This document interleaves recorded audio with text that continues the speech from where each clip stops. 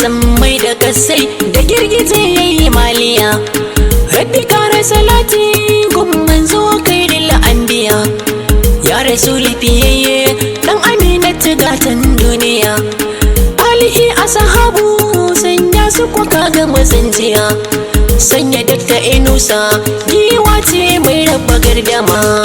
Godiya ga Ubangiji ya wuce rana ta farin ciki, shekaru cif 40 sun tabbata gun raba gardama. Dakta Inusa wani kake dan yaya ka taka lafiya.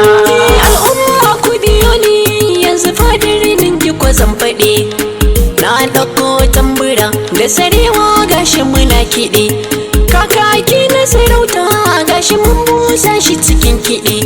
Fadar ningi na ce muku mai dubin tarihi zan faɗi, su suka yi mazaje wanda ba sa tsoro kun faɗi, ga su da toren giwa zan zaki mai raba gardama.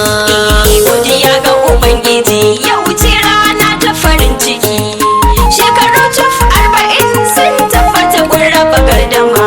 Dakta Inusa wani kake dan yaya ka taka lafiya. Kaga gwarzon da misaki sabo mai san al'umma, ku kira shi da maliya mai shayar da dukkan al'umma. Sai ki tashi a biki mai gayya kaga uwar zuma, farin wata